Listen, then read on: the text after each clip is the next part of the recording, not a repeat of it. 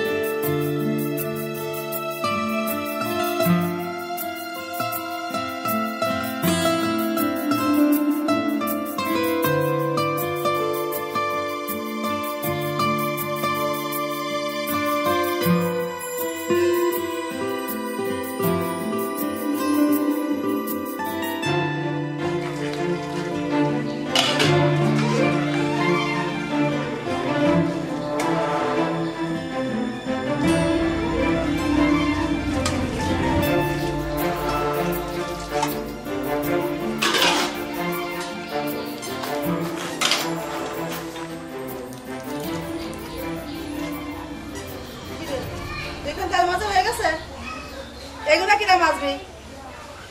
তোর বাপ না আমি মাজবো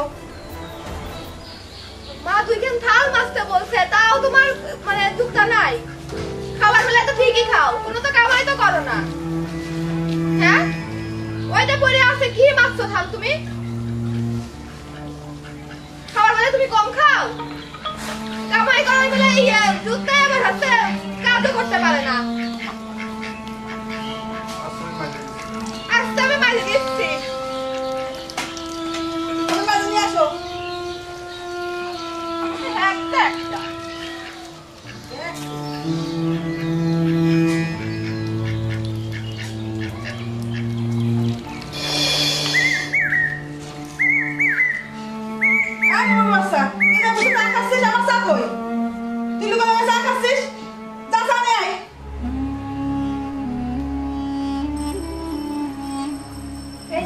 তুমি সবসময় দুলাভাইয়ের উপর এরকম করিস কিসের জন্য তুই চুপ থাক বেশি কথা বলিস না গো কেন আমি সবসময় তো চুপ মারে থাকি হ্যাঁ চুপ করে থাক বেশি কথা বলবি না তুই তুই যা তোর কাছে যা তুই দুলাভাই মা আর আপুর কথা কিছু মনে করেন না আর মা আর আপু তো সবসময় এরকমই করে আপনার উপরে দেন চাটা আমি জানি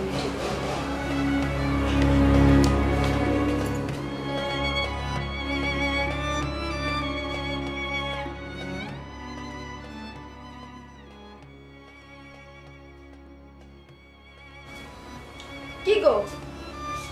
তুমি এখন এখানে বসে আছো বাজারে কে যাবে বাজার নাই তো দেখো আমার শরীরটা বেশি ভালো লাগছে অন্তত হাইটে আপনি বাজারে যাইতে পারতেছি ওই বেলা বাজারে যাবো ভালো লাগতেছে না তোমার ভালো কখন লাগে কাজের কথা বললেই তো ভালো লাগে না খাবার বেলায় তো ভালোই পারো আমি তো সব কাজই করি তুমি সব কাজই করো ওমা কি রে দেখো তোমার জামাই কি বলে বাজারে নাকি যে সে যেতে পারবে না মা আমার শরীরটা ভালো লাগতেছে না মা তাই এখন তাহলে কাপড় চোপড় দিয়ে নিয়ে আসো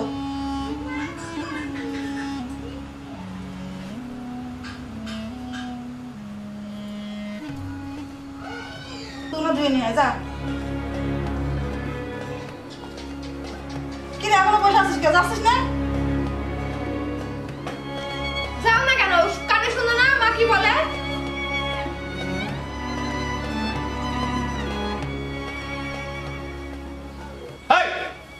কি পাইছো কি পাইছো তোমরা হ্যাঁ মাই বেটি মিলে আমার কি পাইছো সকাল থেকে রাত পর্যন্ত ভূতের মতো গাধার মতো আমি সংসারে খাটি আমি ঘর জামাই কি পাইছো তোমরা মাই বেটি মিলা আমি ঘর জামাই মানে একটা টিক্কেরির পাত্র ইয়ার্কির পাত্র না ঘর জামাই মানে ইয়ার্কির পাত্র না আমি ঘর জামাই আছি তোমার মায়ের একটা সন্তান হইয়া একটা ছেলে হইয়া একটা ঢাল হইয়া আমি তোমার স্বামী হইয়া এখানে আছি সকাল থেকে রাত পর্যন্ত গাধার মতো আমি খাটি কোন কাজটা তোমরা দুই মায় বেটি মিলে করো একটা কাজ এই সংসারে যে কাজটা তোমাকে দুইজনের করার কথা সেই কাজটা আমি করি আরে একটা লোক যদি রাখো সেই লোককে অন্তত 10,000 টাকা বেতন দিতে হয় এত কাজ করাইতে কোনদিন কইছো তুই মায় বেটি যেই নাও 500 টাকা নাও একটা নতুন জামা বানাই আনো এই নাও 200 টাকা নাও বাজার থেকে কিছু কিনা খাও কোনোদিন কও নাই আমি তোমারে ভালোবাসি তুমি আমার বউ তাই তোমার সাইডে আমি যাই না কিন্তু তুমি আমার স্বামী চোখে দেখো না তোমার মা যে ব্যবহারটা আমার সাথে করে যদি আমি তোমার মায়ের সন্তান হইতাম তাইলে কি এই ব্যবহারটা আমার সাথে করতে পারতো সব ছেলে ঘর জামাই থাকে শুধু 2 বেলা 2 মুঠো খাওয়ানোর জন্য না আমার মতো পোলা যদি বাইরে রিক্সাও চালায় তাও মাসে 8 থেকে 10,000 টাকা কম পক্ষে রোজগার করতে পারে আমার একা অত টাকা খরচ হয় না তোমারে নিয়ে যদি আমি একটা বাসাও ভাড়া থাকি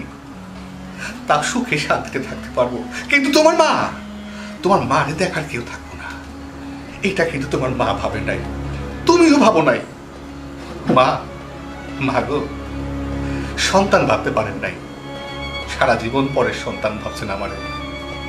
ঘর জামাই মনে করছেন আমার। এত কষ্ট নিয়ে, এত কষ্ট করেও আমি আপনাদের কাছে ছিলাম, আছি। কিন্তু ভাবছিলাম কি জানেন, আপনারা মায় বেটি একদিন শুধরে যাবেন, আমার আপন করে টেনে নেবেন, এই সংসারের হাল ধরবো আমি আমি কিন্তু না, আপনারা আপনারা সে মানুষ না। আপনারা কি করবো আমি, আপনাদের মতো মানুষ এই সমাজে থাকার চাইতে না থাকায় অনেক ভালো। থাকেন, এই ঘর জামাই আর আপনাদের কাছে ঘর জামাই থাকবো না, চলে যাবে ঘর জামাই। আমি আর ঘর জামাই থাকতে চাই না। ওগো, মাফ করে দাও তোমার।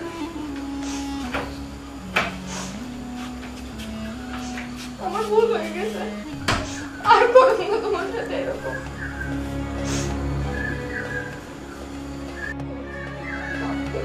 অনেক বড় ভুল হয়ে গেছে আমার। মাফ চাইতে দেবো না।